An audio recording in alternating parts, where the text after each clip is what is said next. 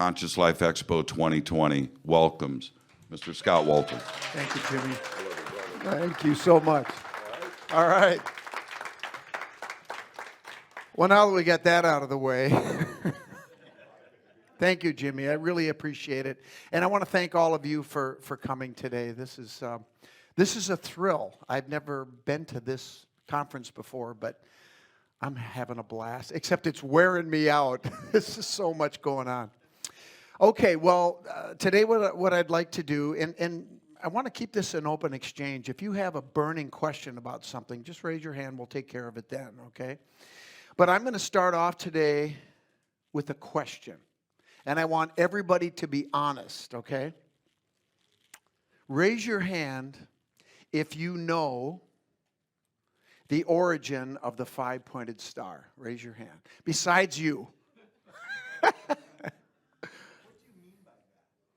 Do you know the origin of this symbol, which is basically the symbol of our nation? All of us pledge allegiance to 50 of them that are on our flag, right? Do you know what you're pledging allegiance to? Yes, but the origins you're not clear on, okay? I have to be honest with you and tell you that I find that incredible for that very reason, that it is the symbol of our nation. And that symbol appears on the flag of many nations around the world. So what is that origin? Well, that origin has to do with the third brightest heavenly body in the sky. And you know what that is, right? The sun, moon, and Venus. And right now, Venus is so beautiful. She's in the western sky right now. Right as the sun sets, she's high in the sky about, 30 degrees, and then she'll slowly set. Do you notice how I'm saying she? Do you know why I'm saying that? You're going to. And this is something that's been going on for millennia, okay? Cultures around the world have been tracking the movement of this important, very accurate heavenly body. So as we view its movements from Earth astronomically over 8 Earth years, it will make the five-pointed star. How many people remember the spirograph when we were kids? Okay, you know how you spin it around and make those beautiful shapes? That's basically what happens. But it makes that five-pointed star. Okay, big deal. That's cool, right? Why is that important? The reason that's important is because if we take this symbol inside of the five-pointed star, that's a what? A pentagram. Pentagon. This symbol is the pentagram. But this is a pentagon. And if we assign a value of 1 to this distance on any one of these 5 lengths, this distance relative to that distance is 1 to 1.618 something, something, something. That is something called the golden ratio. Does that make sense? Why is that important? It is the key to life in the universe. This ratio is the rate of growth of a spiral on a shell. It's the rate of growth of plants. It's the rate of growth of a breaking wave. I'm one ahead here. Okay. It is also inside of all of us. This ratio is throughout our bodies. It is also throughout the universe. You know, when you're looking at a satellite photo like this, that spiral is in our atmosphere. It is also when you brush your teeth and you see the water go down the drain. It's also the shape of a galaxy. So it is the key to life in the universe. I mean, it's amazing, right? So what is creation and life associated with? You guys, the feminine, right? Women are the life givers. That is why we call her she, because the Fibonacci sequence is in the planet Venus. And that's why. So we have the goddess in the heavens with Venus, and then we have the moon goddess, right?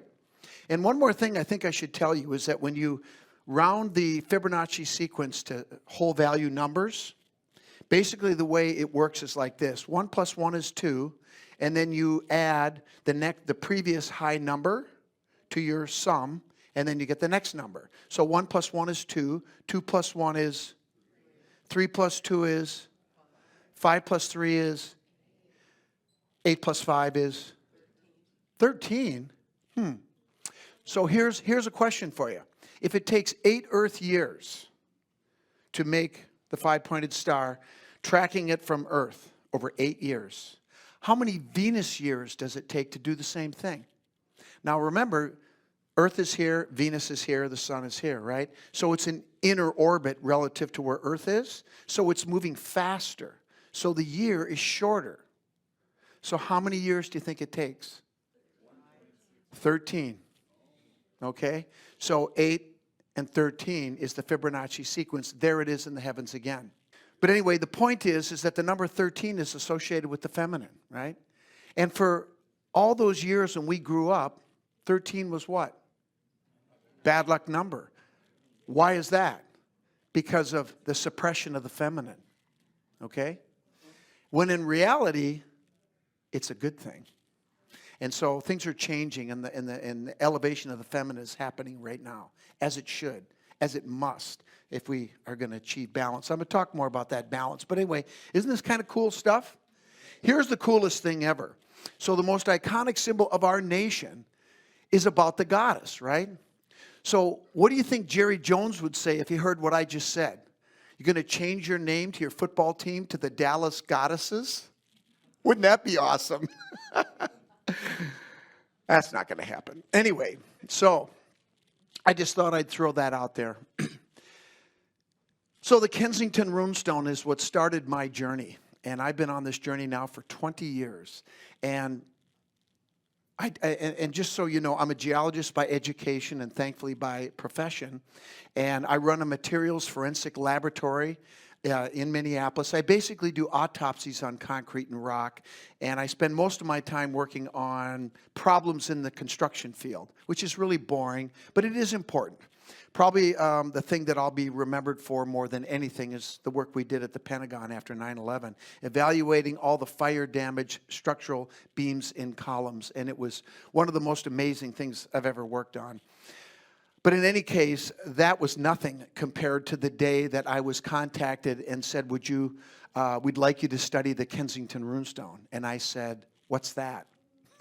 The Kensington Runestone was found in Minnesota, and people were like, you don't know what that is? I said, I don't know what it is. I must have missed school that day or something, but I don't know what you're talking about. So anyway, they tried to tell me this story, and I could see right away that the person representing the museum where this artifact is housed was clearly an advocate for authenticity. And I gave him the speech. I said, look, I'll be happy to do this work for you, but you need to understand when I get done, I may come back and give you news you're not going to like. And you're still going to pay me. Okay? It's a beautiful thing. When I do my work, I'm an independent. I get paid either way. Any lawyers in the room? You guys know what I'm talking about. Anyway, that's how it started. And I said, look, I'm just going to do this. If you're okay with that, let's go. And off we went. Now, the Kensington Runestone was found in Minnesota, in a sleepy little town called Kensington, and it is sleepy. It basically has a train station, it's got a hardware store, a grocery store, and a bar. And I'm not kidding. I mean, it's tiny. Anyway, it's 15 miles west of Alexandria, about 2 hours drive from my house. And in the fall of 1898, this guy right here standing in the middle, Olaf Oman, a Swedish immigrant, was clearing trees in preparation for farming. He was homesteading the property and working with two of his, at that spot right there, working with his 2 oldest sons. This is a painting that I had commissioned to illustrate the moment of discovery. And what he did is he cut off the roots around the base of the tree. He took a winch. He tipped the tree over. This was real smart because it pulled the stump up with it, right? I would have cut the tree off and spent the next 3 days digging out the stump. But these guys were pretty smart. But as the tree fell, the roots were still wrapped around the stone, and they pulled it out of the ground. And it was the younger son, Edward, who's pointing to the stone, that first noticed there was something carved on it. And it turns out it was a long inscription carved in Scandinavian runes. Now, this is the inscription right here. I'm going to read it to you because there is a discovery that I made recently that is pretty profound, at least in my opinion, that has to do with the inscription, and I want you just to hear it once, okay? 8 Gotalanders and 22 Northmen. 8 and 22 Northmen on this acquisition journey / taking up land. Can that be any more obvious? It's a land claim, right? from Vinland far to the west. We had a camp near 2 shelters, 1 day's journey north from this stone, from this spot right here where this rock is. After we were fishing one day. After we came home, found 10 men red from blood and death. Then we have 3 Latin letters, which is pretty unusual for a medieval Scandinavian runestone, AVM. AVM, what does that mean? Well, depending on your point of view, it might mean a prayer for the Virgin Mary, right?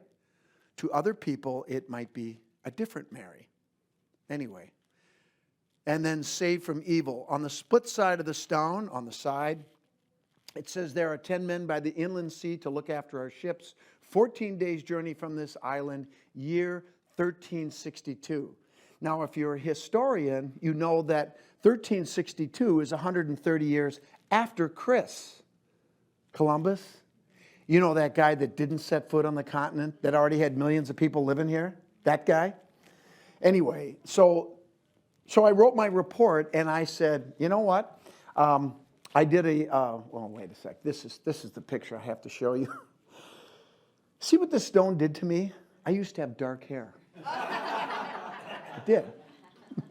Anyway, so I did the analysis, and what I did was, they wanted me to try to figure out the relative age of the inscription. And so what I did was, I went to the East Coast to find tombstones that were old enough, and I compared the weathering of those tombstones. I took small chip samples with permission, because one of my professors got mad at me. He says, you can't go banging on tombstones. I said, I had permission. And you know what? If I'm dead laying there and there's a guy coming here to try to solve a question, take whatever you want, right?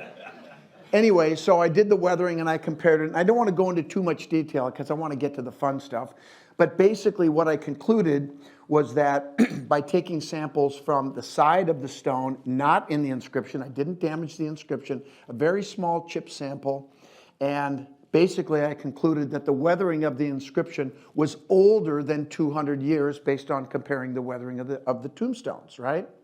And that was from 1898, not when I did the experiment, because it hasn't been in a weathering environment since. So that pushes it back 200 years at least past Olaf Oman. And he was the one that everybody accused of carving it. So guess what? He couldn't have done it. And logic says it's either a late 19th century hoax or it's not, right? That's all you got. Well, if it isn't a hoax, it must be real. And that's what I wrote in my report. And I published it. And that's when the trouble started.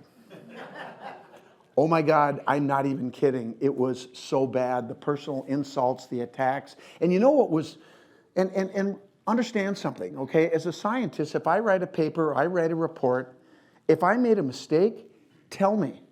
I need to know and I will fix it. Because I'm not perfect, hell no. But that's not what it was about. I didn't make a mistake. They just didn't like the answer. Well, tough hop. Life doesn't always go your way, right? And that's how I am with all my findings. I put people out of business with the test results based on a failure that might have happened on a construction project. So anyway, you know, I'm okay with taking criticism if it's legitimate. If it's not, then it's on.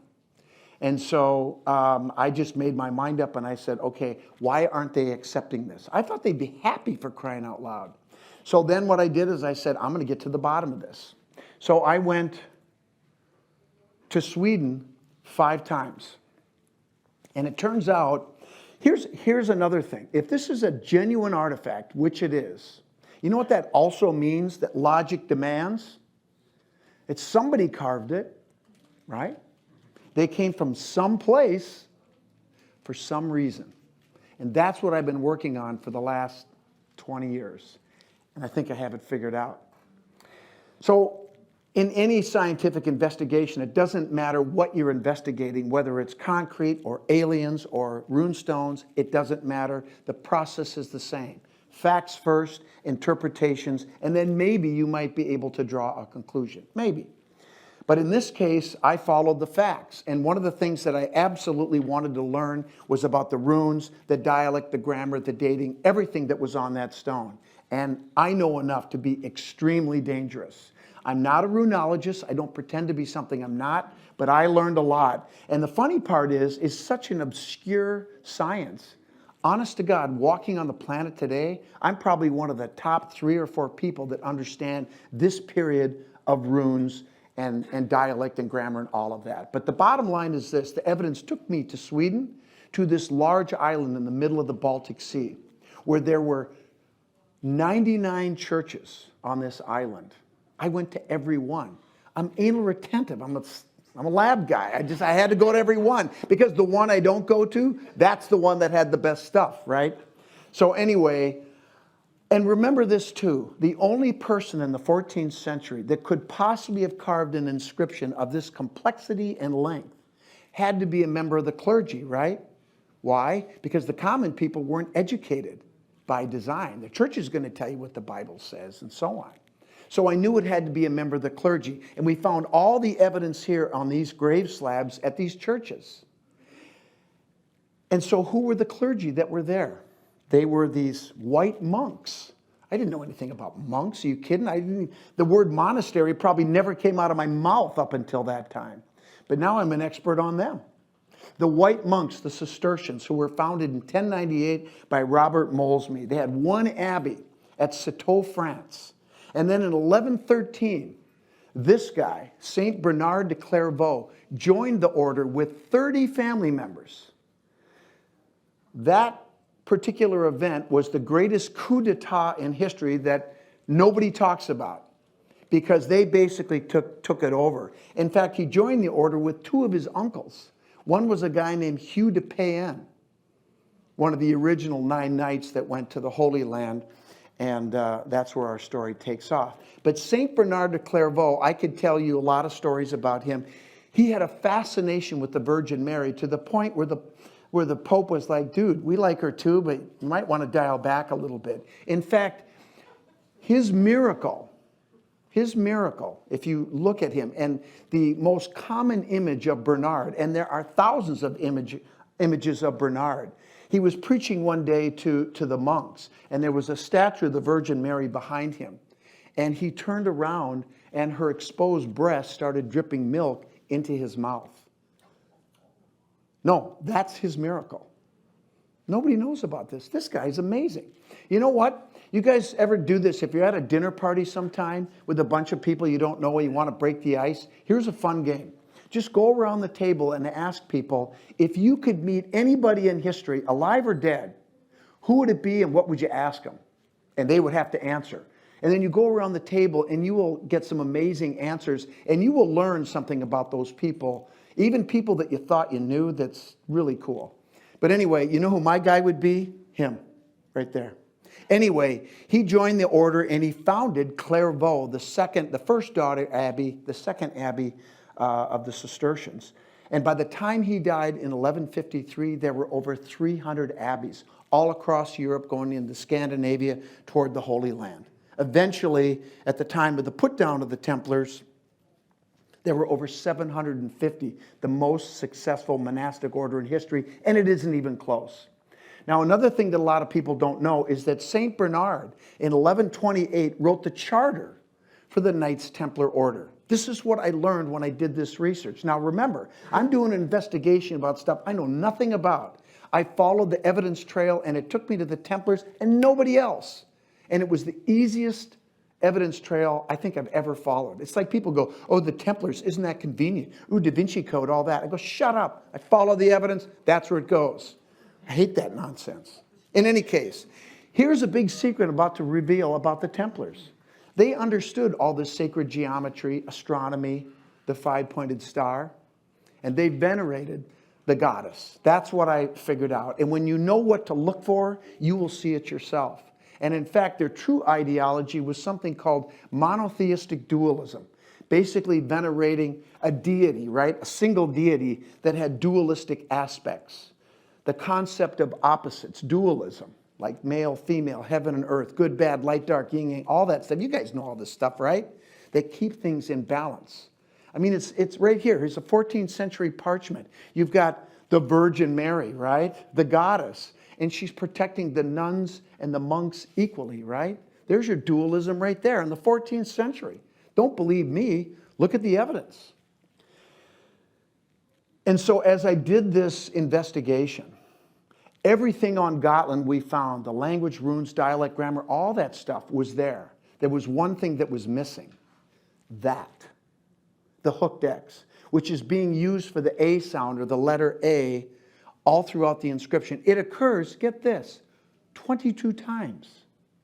Is that a coincidence? None of this is coincidence, trust me. But anyway, this is not the symbol, the Scandinavian rune for that A sound. And this is what confounded the scholars. They're like, what the heck is this thing? We don't know what this is. Oh, we don't know? It must be a fake. That's the dumbest logic I've ever heard in my life. How about this? How about admit that you don't know, right? I'm not afraid to do it. But I'll admit I don't know, but I'll damn well figure it out.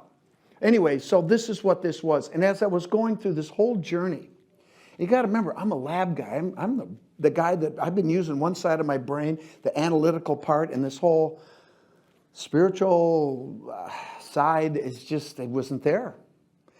And I was forced to open that side up. And here's the symbolism. This is just one interpretation of this. If you look at an X symbol and you chop it in half horizontally, okay, the lower part, or the upper part is a V, right? Symbolic of the feminine, right? The vessel, the chalice, the womb. You flip it over, you have the sword, the phallic, the penis, the symbol for the male, right? And when you combine them into this symbol, into an X, you have the allegorical union of male, female, heaven and earth, good, bad, light, dualism, right? So you all have that, right? Well, let me ask you this. What's the hook? Baby Jesus? How about a child, right?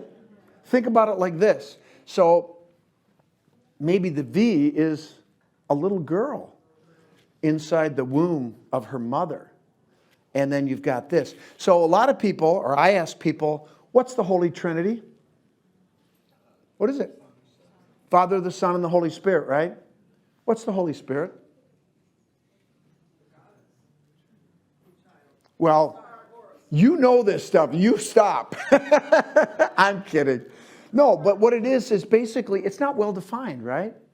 Well, to me, it's pretty simple, because if you look at it, you've got the Father, you got the child. Who's missing? Mama.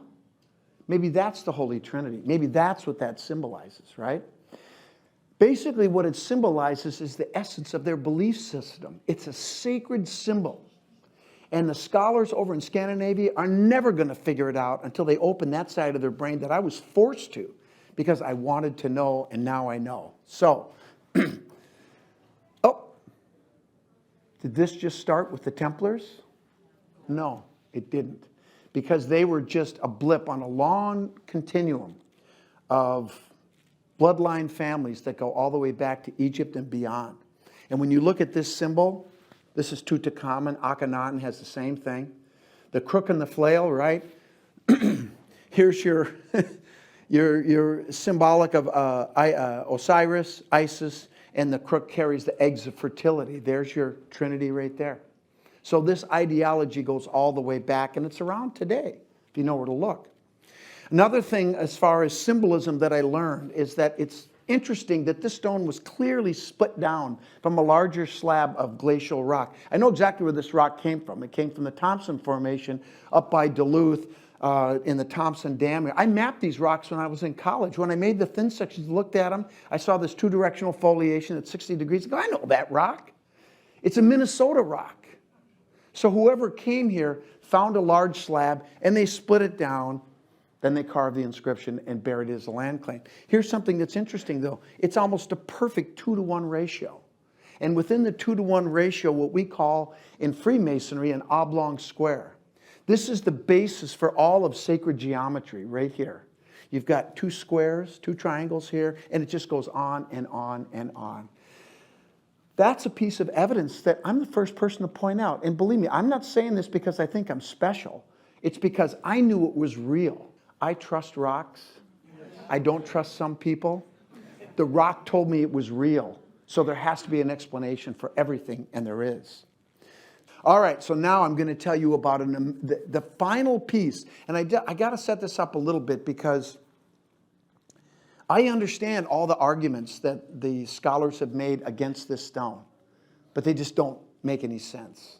And the bottom line is basically what they've been trying to do is tell the Kensington runestone what it's supposed to be instead of letting the stone tell them what it is. And I hear these guys talking about scientific method this, and we did the science, and they screwed it up from the get-go because they did not follow proper scientific method. For one reason is they're not trained to do it. So stop talking about it, guys. Instead of talking, listen. And I can help you. I'll help you. But they don't want to. Now there's one more thing. The final piece to the stone came when I became a Freemason. And I don't want to go into this too much, but I will tell you one thing. Up until I was in my early 50s, I had all the answers. You guys remember those days, right? We all did. But it wasn't until I got to that point that I realized that I don't know everything. And you cannot be truly initiated and enlightened until you take that step within you and say, you know what? I don't know it all. And then you are ready to receive, truly ready to receive. And that finally happened when I was in my 50s. So I just want to explain briefly, when you become a Freemason, you go through something called the Blue Lodge, which is the first 3 degrees. And in the end, you are initiated, you are raised, and you're a brother, and it's all good. You are a Freemason, and you're done if you want to be. However, if you would like to seek additional light, there are avenues that you can pursue. One is called the Scottish Rite, which builds off of the Blue Lodge. So there's 29 additional degrees, and when you start your Scottish Rite journey, you start at the 4th degree. And then on you go. I'm a 32nd degree. I've done all those degrees, and they're amazing. There's also what we call the York Rite branch, which again builds off of the Blue Lodge, and that is 10 additional degrees for a total of how many? Coincidence? I think not. And basically the brothers, most of the brothers, they don't get that. You guys already know more than a lot of the brothers that are York Rite Masons know. They don't get the significance of 13 because they haven't been taught it. Just like everybody, every time I ask that question about the 5-pointed star, nobody raises their hand because they just haven't been told. They haven't been enlightened because it's been veiled. The goddess has been pushed into the shadows, but she's emerging. So anyway, we go through this. Now the York Rite is basically made up of 3 parts. The Royal Arch, the Cryptic Council, and then the chivalric degrees, or at the very end, when you go through this, you are knighted as a Templar, and I have done that as well. But within these middle degrees of the Cryptic Council, I can use this too. Something amazing happened in this degree right here. It's called the Select Master. And I can't tell you too much, but I have to tell you enough so you understand what happened. Basically, in this degree, and most of our degrees take place during a particular time in biblical history. And at this point, it was at the time of the completion of the first temple. And the triangle is, each side of this triangle represents 3 people, the 3 grand masters. King Solomon, Hiram Abiff, who was the master architect that oversaw construction of the temple, and Hiram, king of Tyre, which is Lebanon, where all the supplies came and the workers came to build the temple. And one of the things that happens in our degrees, which are made up of part theatrical performance and part lecture, is we learn about what is in and on the Ark of the Covenant. Can't tell you, but that's what we learn. And the other thing that happens is, in the degree, the 3 grand masters decide that they are going to build a secret vault under the Sanctum Sanctorum, where all of the holy treasures are, right? And they're going to put a copy of all the true treasures in this secret vault that is 9 levels below the Sanctum Sanctorum. And so we learn about that. But then when the lecture part comes at the end with the white hat, the 33rd degree, and if you even talk about it, you won't get it, so I'm not going to talk about it. And I remember he said this. He said, and the other 8 arches were built by 22 men from Gebel. And I went, 8 and 22? Those are the first 2 numbers in the Kensington runestone. And I didn't hear another thing after that. And as soon as the ritual was over, I go over to my Masonic mentor. I said, John, do you have the ritual book for this? He said, yeah. I said, give me that. And I started going through it, and holy crap, watch this. So, 8 and 22. Now, I can't tell you about the ritual, but all I can tell you is the next thing that happens is there are 2 guards, and then there's only 1 guard because something happens. And then there's a person who's introduced, 1 guy who, he wasn't supposed to go in and find the vault, and he does. And then in there is, one thing you guys all know that's in the ark, right? Is what? 10 Commandments. 10 men read from blood and death. Well, guess what happens at that point in the ritual? It doesn't go well for somebody. Read from blood and death. And then the second ark is another 10 commandments, right? And then 14. The number 14 is the number of resurrection. Okay? There are, Osiris's body was cut up into 14 pieces if you read the Isis-Osiris mysteries, right? And then she finds 13 pieces, Isis, right? And then the 14th piece is the phallic that she doesn't find. So she crafts one either out of gold or beeswax. She impregnates herself. Horus is born. And then the whole cycle starts over again. And all this story is an allegorical story about the annual cycle of life on the planet, right? Birth in the spring, death in the fall, resurrection on my birthday, December 21st. That's freaky. Anyway, so you get the point, right? By the way, do you know how many stations of the cross there are in a Roman Catholic Church? 14. 14. Resurrection, right? And all I can tell you is we have it in Freemasonry too, but I can't tell you about it. Anyway, I didn't tell you. So in the ritual book, at one point, it says, their hours of labor were from 9 at night until 12, when all prying eyes are closed in sleep. Well, 9 plus what is 12? 3, right? Is it a coincidence there are 9 lines of text on the front and 3 on the side? So then,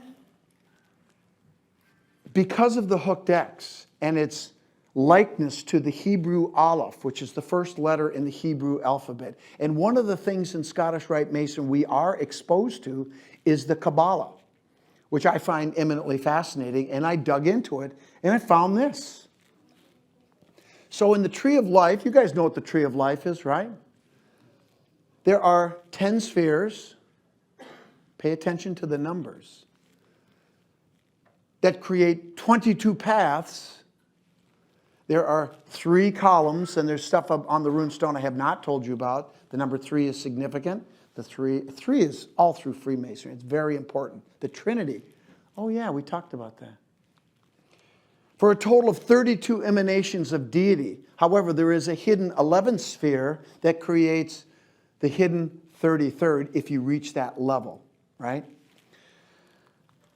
I find this interesting. On the runestone, the first 2 numbers are 8 plus 22 is what? What number? 30. Plus 2 shelters. 1 day's journey north. Another coincidence? This is too many. Sorry, this is not a coincidence. So what it tells you is that this monk was initiated, that carved the stone. No question about it. In the Enochian mysteries, he understood that.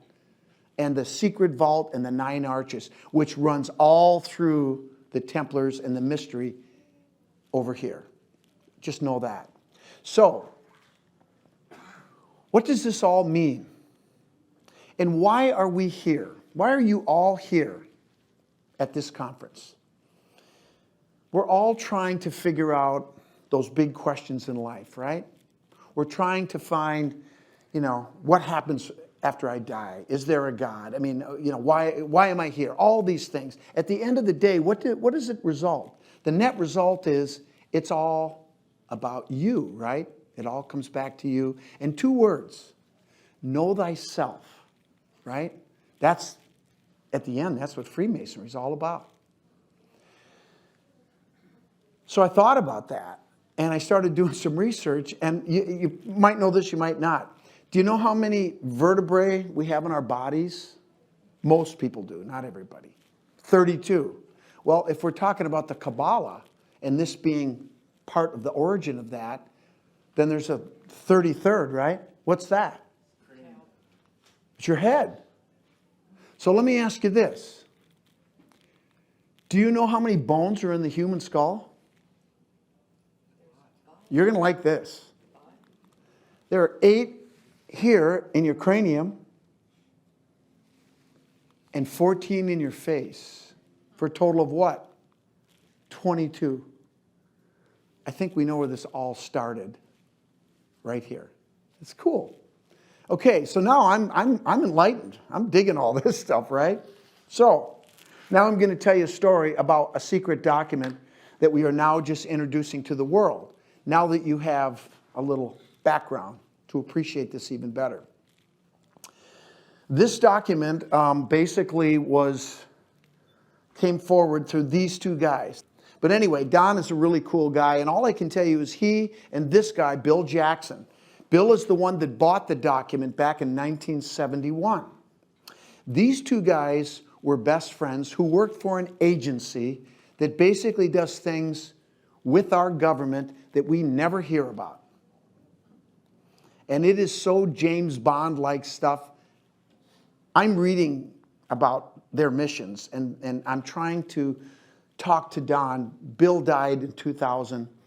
And these are the only 2 known photos that I could find. This came from a video, and he doesn't have a mustache, so that's a disguise. I'm telling you, the stuff these guys did, you wouldn't even believe. And it has to do with taking care of business, like I said, that we don't hear about. But because of the world that they dwelled in, that's part of the reason he got access and was able to buy this document. And I'll just leave it at that. So, the story's crazy. They were doing espionage. They were spies. They were breaking up pedophile rings, and they would just go eliminate these people. That's what they did. And they would deal with really crazy stuff and really bad stuff. But they would take care of it. These guys are unsung heroes in my mind that take care of bad people that we don't even know are there, and we don't even know they're gone. And they take care of it, and nobody knows what they've done. They do this, they get paid, and they don't get any credit. And they don't want credit. And I want to give him credit. And he says, don't do it. So I can't do it. But that's what they do. But the prayer of sign, well, it's always there. Anyway, so in 1968, these guys are young guys. And so they live in New York. And they go up to the Hudson River to a place called Bannerman Island, where there's a castle. And now it's like a park. And you can go there and tour the ruins of this castle. Anyway, so what they did was they would go diving in the water off Bannerman Island. And the reason is there was an explosion on the island. Francis Bannerman dealt in munitions and weapons. And he started, well, the father started selling during the Civil War to both sides. He didn't care. He was a businessman. You want the stuff? Pay me the money. Then his son actually got in trouble selling weapons to different countries in the First World War. And he died in 1916, and the castle fell into ruins. And at one point, there was an explosion, and all these munitions ended up in the water. Well, these guys were scuba diving for the stuff, picking it up, and then they were selling it back in the pawn shops in New York. Anyway, so they're doing their thing one day, and Don said, along the shore, I spotted this box that had a ball on top. And he grabbed 2 of these things. This is a reproduction of it. He gave it to Bill, because Bill's wife, Muriel, was a gardener, and he thought maybe she could use this thing. Well, Bill's young son, Mark, was walking with this one of these bulbs, these square things, about a year later, and he tripped and fell, and he dropped it, and it broke, and they found some things inside of it. One of the things they found was this brass seal right here, which is opened, and it was filled with little metal inserts and carvings and Theban characters. Theban characters is the coded language that goes back to the 12th century that the Templars used to use to encode certain documents that people couldn't read. And this thing's covered with it. And this started a journey of these guys trying to figure out what the heck is going on. Eventually, Bill Jackson, and it's a complicated story, had to do with World War II buddies, and one of the guys who worked for the French resistance during the Second World War, after the war, he became a rare book dealer. Bill Jackson went over there, he bought a book that had a reference to one of the words that was on one of the metal inserts in that seal, and the reference was something called, we now call the Cremona document. That's not what it was called. So he went to Rome, and he met with a family, the Benvenuto family, and he bought this document in early 1971. And there were actually two copies. The Benvenuto family sold the other one to the Scottish Rite Grand Lodge, or the Grand Lodge of Scotland. They could not decipher. It's all in Theban. These are Theban characters right here. Here's the Theban alphabet. It's a one-to-one substitution. But the problem is, if you don't have the key phrase, the cipher code, to see where you put things in order, you can't decipher it. But it is a one-to-one letter substitution. And there's a long story behind this page, which we have, the original page. Now remember, this is a 12th century story I'm about to tell you, but this is not a 12th century document. This is a copy of a copy of a copy, probably. We don't know how many generations. We do know that this was copied after 1856 because some of the treasure maps were written on the back of illustration pages in the books, because on the back of illustration pages in 1800 era books are blank, right, on the back side. But these, we have the images and we figured out which book it was. So this is probably 1860s, but we're talking about 12th century information. Everybody clear on that? It's important to understand that. So the second copy donated, they couldn't figure it out, so they sold it. Anyway, Bill spent 2 years translating this, and the first part of the document is written it's in Theban, encoded from 3 different languages, and then once you do the cipher phrase, you can figure it out. It's like 2 layers of embedded codes to protect people from knowing what this stuff is, and you'll understand why shortly. Barry Fell, have any of you heard of Barry Fell? He's probably he's probably the most famous person in the history of alternative history. He wrote a book in 1976 called America BC. And he was the first academic to come out and say, there were a lot of people coming here before Chris. And it was very brave. He received a lot of criticism, but it was really a big step. He was approached by Bill Jackson, and he read this. Once the document was deciphered, he was so excited about it, he wanted to publish it in this book, and he wouldn't give it back to Bill. Not a good idea. Bill got it back. That's another story. Anyway, the first part of the document, so here's what happened. So Bill got, eventually he was a doctor, and he had diagnosed himself with arterial sclerosis. He knew he was dying. So he wrote a 13-page narrative. 13 pages?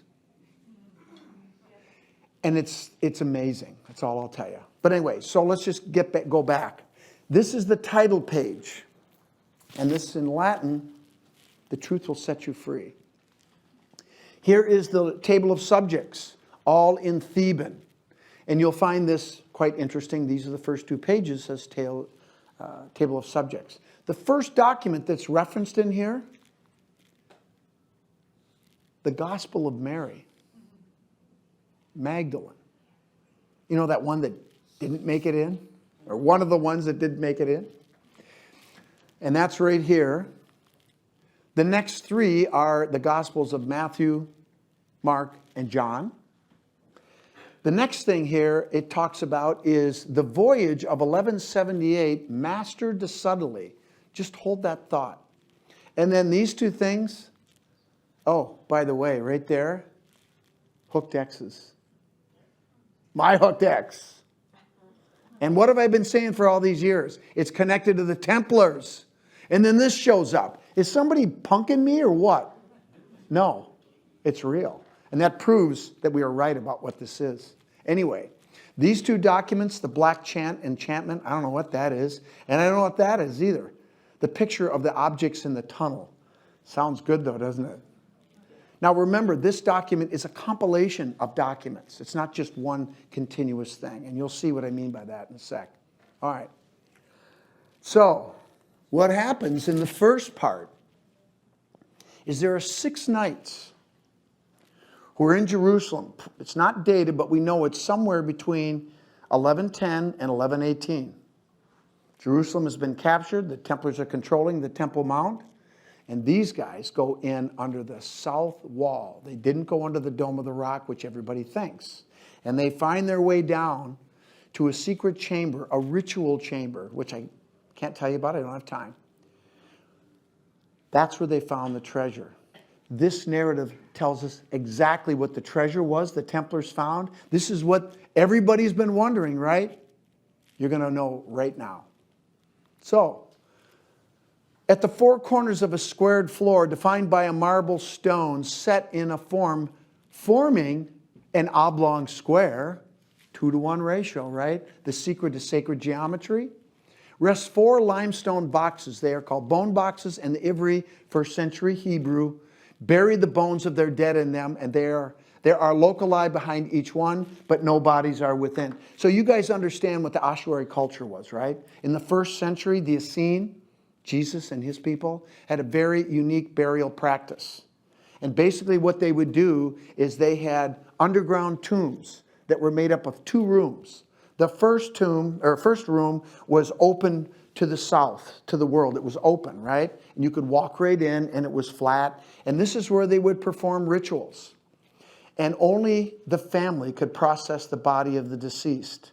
So they would bring the body in, they would prepare it, they would wash it, anoint it with perfumes and oils, then wrap it in a shroud. Then they would bring it through a small doorway into the second room, which was the burial chamber that had tunnels, locali, going off the main body of the chamber. And then, but above that, there were benches that were cut into the rock, and they would place the body there, and they would leave it for 1 to 2 years until it decomposed. Then they would collect the bones and put them inside these bone boxes called ossuaries. And these ossuaries are only big enough so that the 2 largest bones in the body, the femurs, fit in crossed. The skull goes in last, and now you know the origin of the skull and crossbones. And it's associated in the 1600s, with the Templars, right? Weird. Now you know why. This is the locali. This is where the bodies are placed.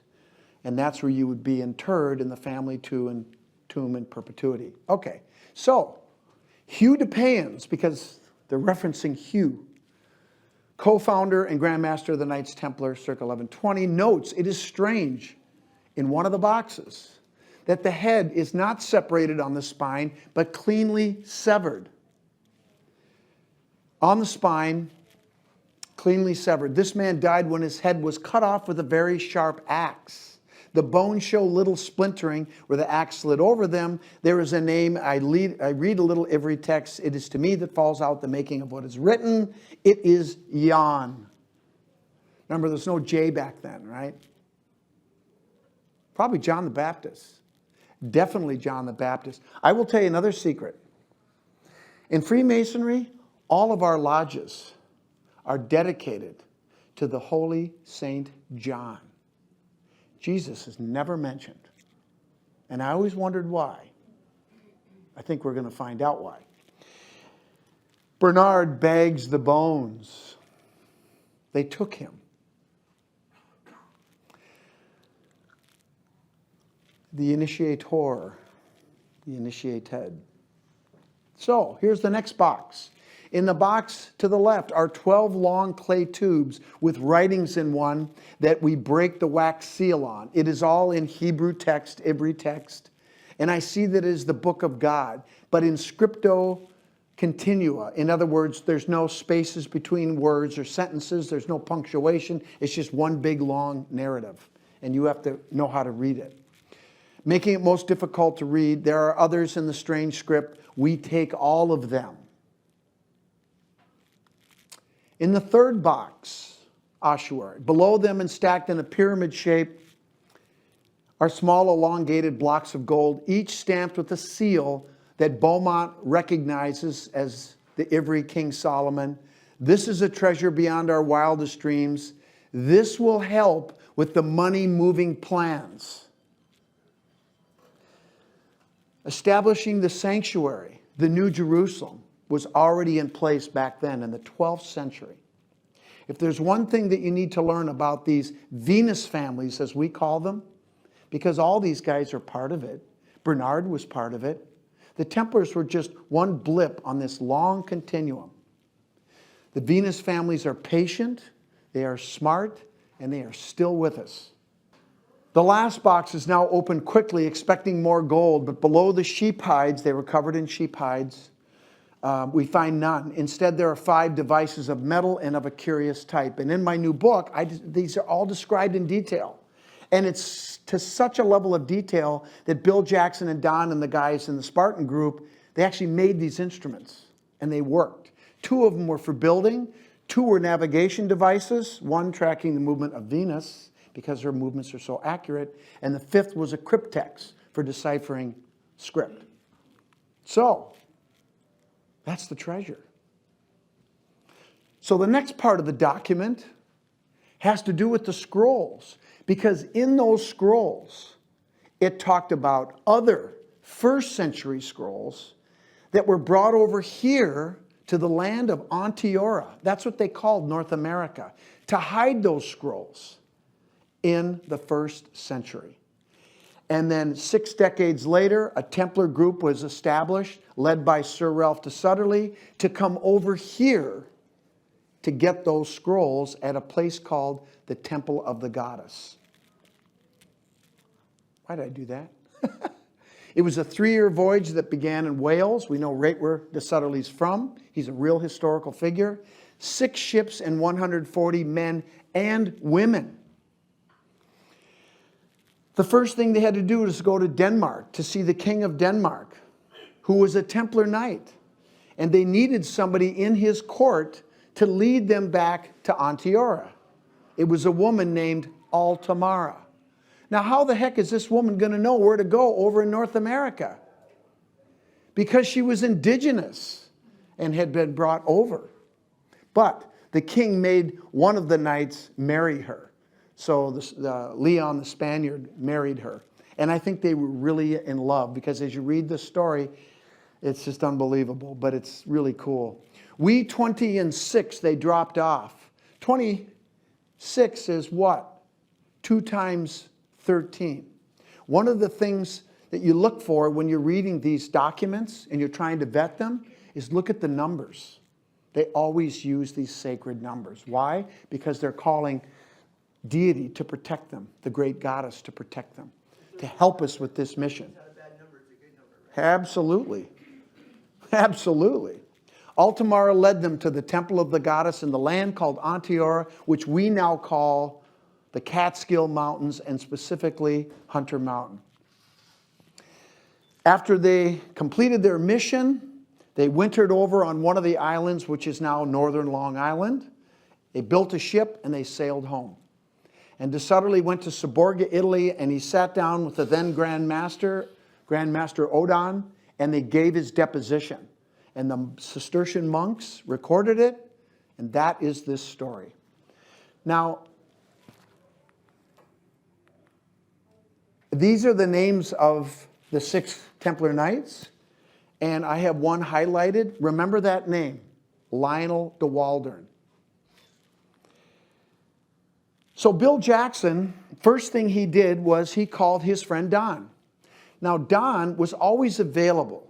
And I'll just tell you a quick story. Don's fiance was killed in one of their missions. She was shot in the head and she was pregnant.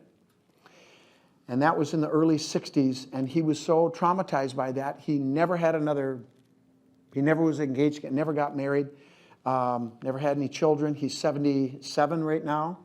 And for a guy that did certain things that I know about, he's the softest guy now. It's amazing. It's like, Don, that can't be you. He sends me like presents all the time. He built me a box to deliver some pages, from the document. He built this box with my name. It's just amazing.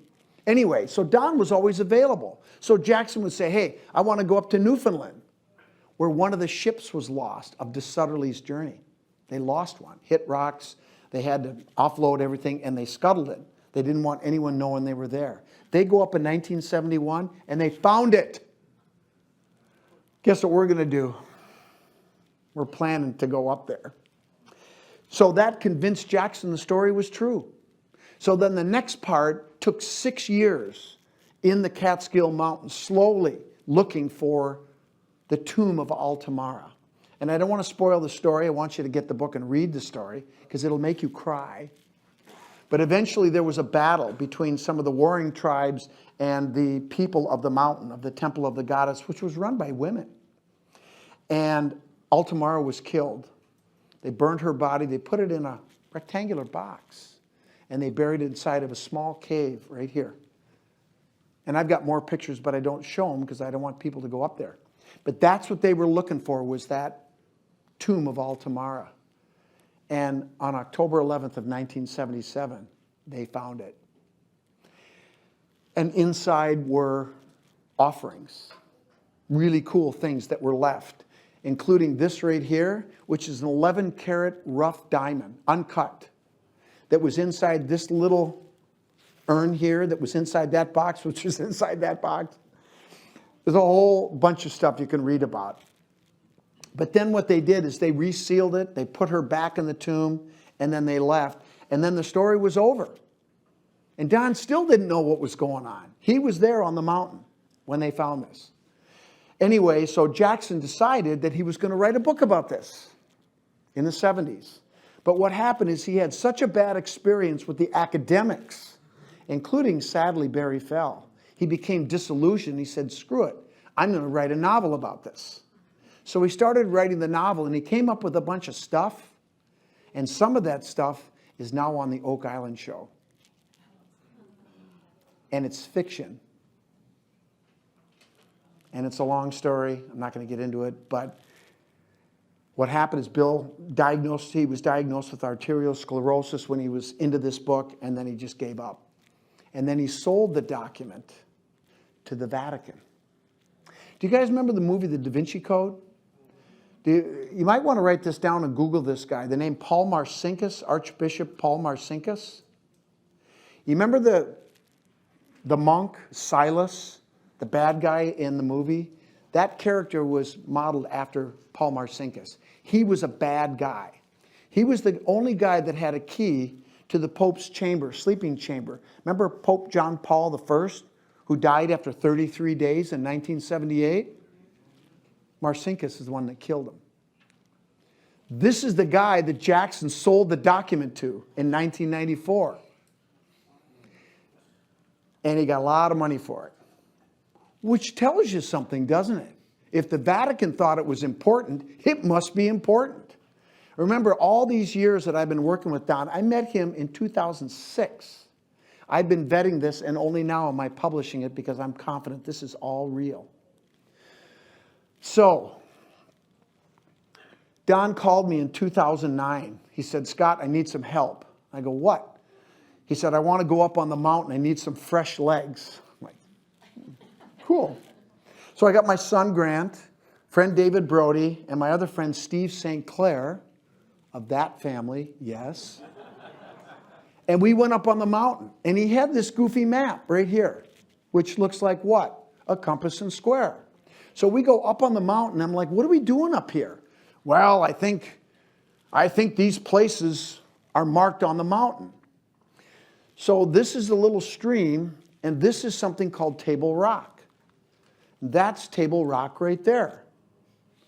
And these are pictures of different things from when they were up on the mountain in the 70s.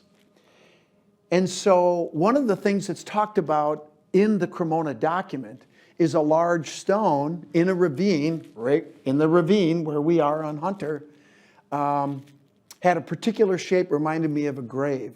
And this is that stone. That's my son, Grant. So that's how they knew where they were when they found that stone. So as we were going up the mountain, found this, a delta carving. The delta is a symbol of deity. That's a pretty good start. And that is, remember the square? It's at the bottom where the two arms go like this. That's that point. Then we go a little farther and we find a Theban bee that's carved on the block, which is the left arm of the square. And then we find the goose that's talked about in the Cremona document, which is the right arm of the square. And on Table Rock, you're looking down, you can see everything. It's steep, and it's dangerous. That's why he wanted us to go with him. Anyway, he was pretty excited when we found that. I'll never forget that. I go, Don, smile. So, what do we do now? He said, there's something up here. I said, okay, well, so what I did is I laid out the map, and I calculated the relative distance between the Theban bee and the delta. And where that compass arm came across, figured out the distance between the two, we measured it with a tape, and then where that spot was, where that arm intersected, I put a flag in the ground. And then what happened is Steve and my son Grant and I, we took off up the mountain to go look for the sand cave, where there were artifacts that they found. And David and Don stayed behind. And we were gone for 3 hours. And when we came back, we knew that they had been digging. And we said, did you find anything? Or did you have the same luck we did? And they said, yep. They found this. An inscribed stone. Now, I'll start here on the back side. You know what this symbol is? You ever heard of the goddess Tanit? Tanit? The Phoenician goddess Tanit? With a triangle and a circle and her arms are up, sometimes like this. That's what that is, I think. But isn't it interesting there's a dot in the belly? What does that mean? Maybe. Pregnant maybe, huh? See this 5-petaled rose? And notice how this thing is carved with straight lines and this is pecked. This is the symbol for the house of Migdal, the Magdalene. It's the wilted rose.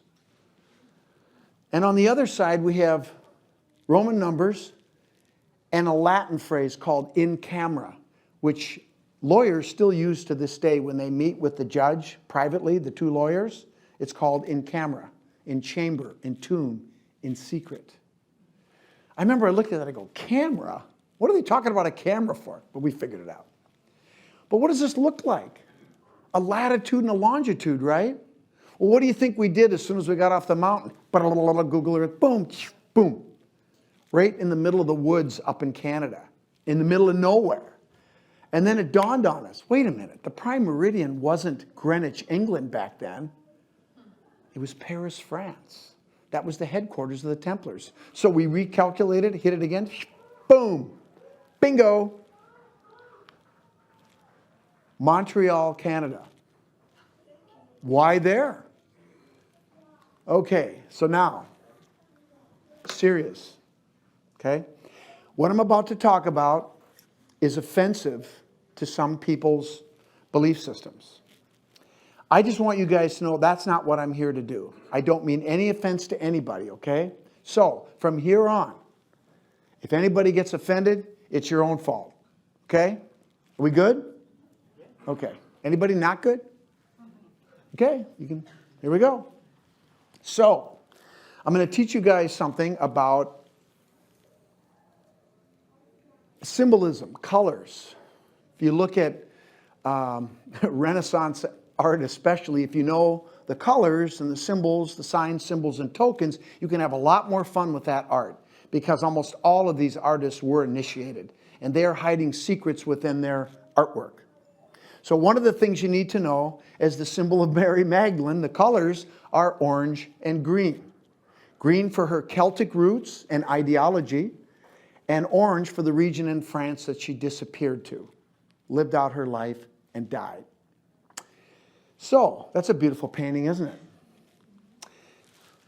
Now, this is in Montreal, This is Notre Dame Basilica in Montreal. So, of course, the next thing we did was we took a trip to Montreal. And in the Basilica, this is one of the Stations of the Cross, right? That's Mary Magdalene, obviously, orange and green, right? And then when we walked in, there was this painting right here. It was 14 feet tall. It was huge. And, of course, we see the colors. We see this child here. Now, I see a girl. What do you guys see? That's what I see. I don't know if it's, I don't know what the answer is, but that's what I see. The maple leaf for Canada, the crown, the lily, all the symbolism is there. But there was something else really cool about this church. And there were statues of goddesses and stained glass. There were women everywhere. Native American women too. But here's the pulpit. It was beautiful, right? And at the very top, you have something, the triangle is deity, right? With Hebrew letters. And it's called the Tetragrammaton. Now, when I was in Sweden, remember I told you I went there 5 times when I was doing my research? I went to the Church of Mary Magdalene in Stockholm. And they had the Tetragrammaton right here with the glory rays. This is a symbol of God. And these 4 Hebrew letters are Yud, He, Vav, He. And it's the immutable name of Creator. But in Montreal, that triangle has different letters. Check this out. This is the only place I have ever seen this. And that stone told us to go there. There aren't 4 letters. There are 3. He, Vav, He. And you know what that spells in Latin?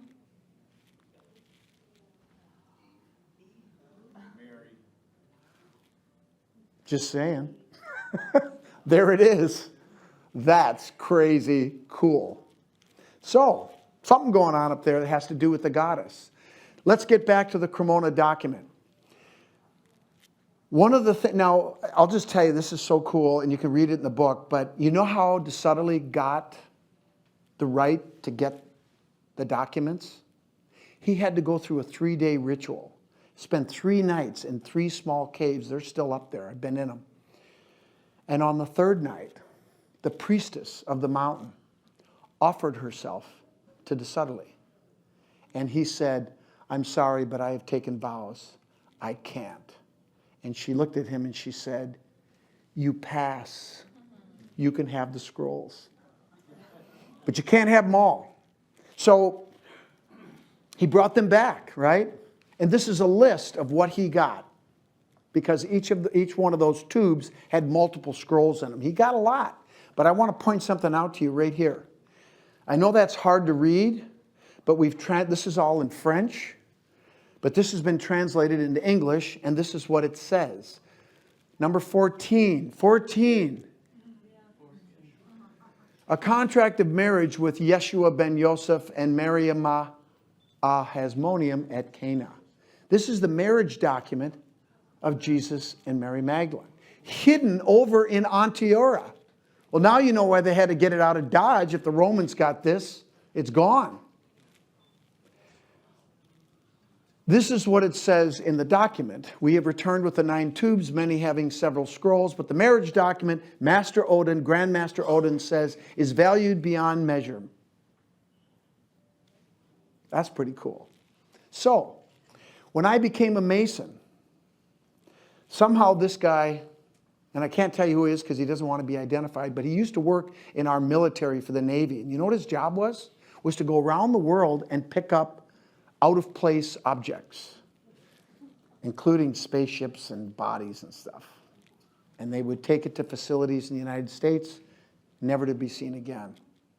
For 10 years, he signed a non-disclosure. He is now past that. And he is sharing stuff with me, but I can't share his identity. And this is something he shared with me. This is a letter that came from a Mason who was a Monsignor at the Vatican at the time. And it says, first let me say that it is true. The Catholicus Mysticus is in fact in our Vatican archives and storage. It is true that the papyrus in question was delivered to the Christian authorities in 220 AD. And that it details the reported event of 1, Mary of Magdala had secretly wed our Lord and Savior. 2, she had his child, a girl. Her name is Sarah. And 3, to avoid possible persecution of that child, she traveled with trusted friends to what is later became known as Europe, reportedly France. The papyrus was delivered by members of the Church of Galatia. I will neither state that the papyrus is true or false, and I can assure you that the Holy Roman Catholic Church will never allow the document to be seen in public. Okay, now, here's the thing that might be offensive, okay? You guys have heard of Leonardo da Vinci, right? Do you know in 1483, he was commissioned to do a painting by the Church of the Immaculate Conception. And he did that, and this is that painting. And the church looked at it and basically said, screw you, do it again. What did they find so offensive? You guys tell me. What do you see? Well, you know what you're supposed to see.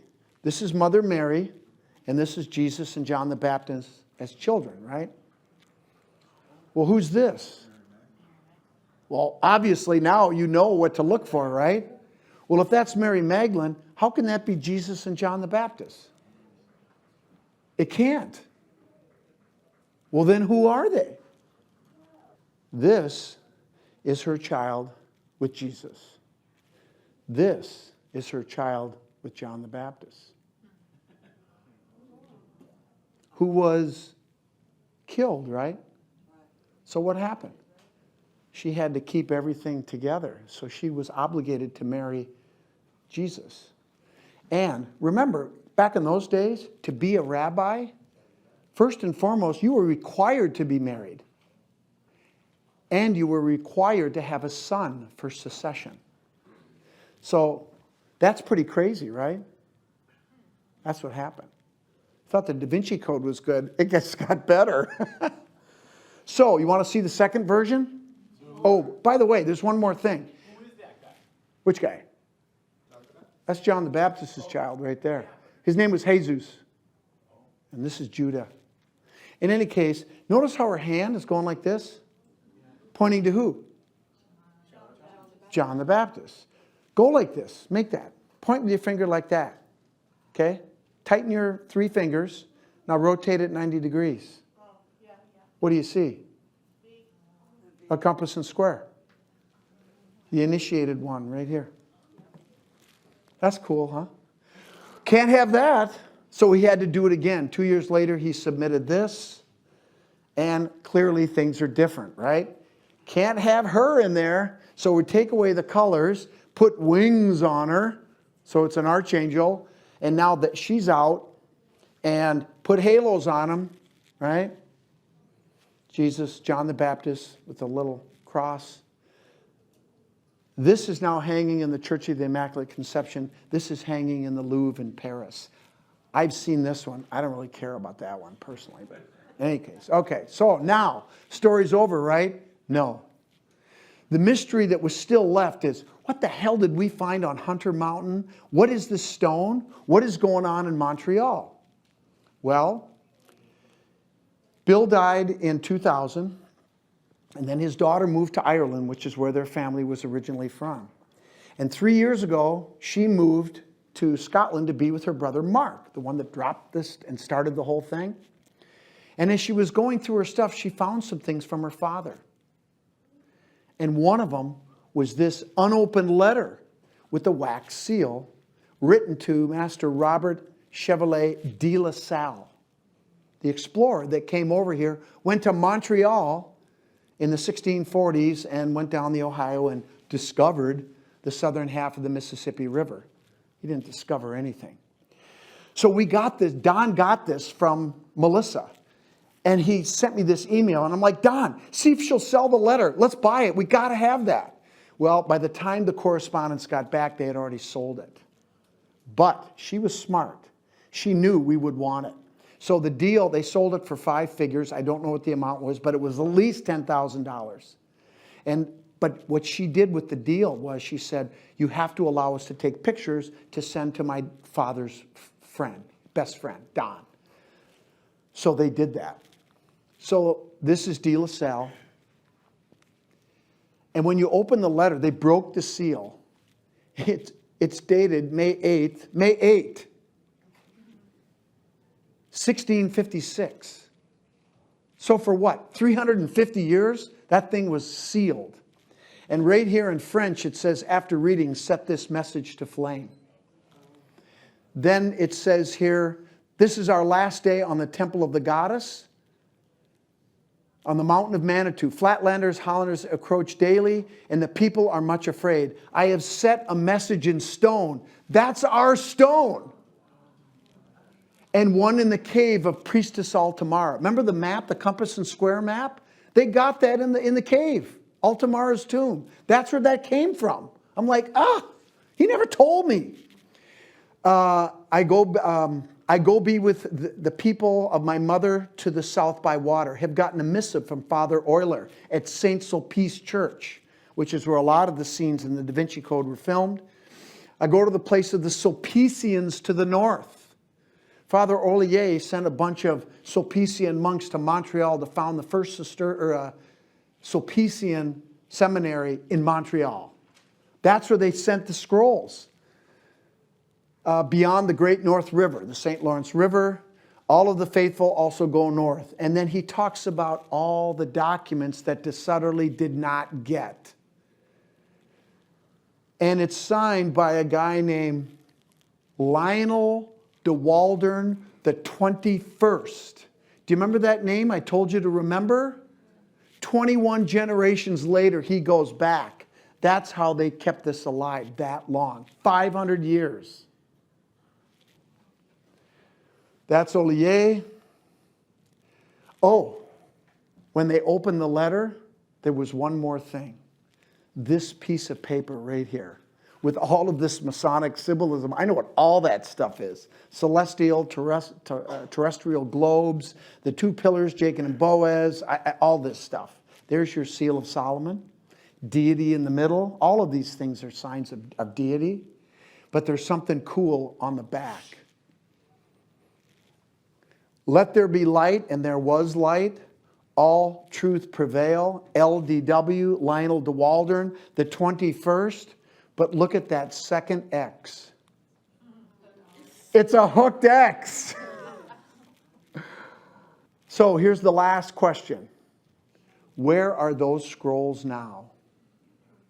Stay tuned. There's more coming. Thank you.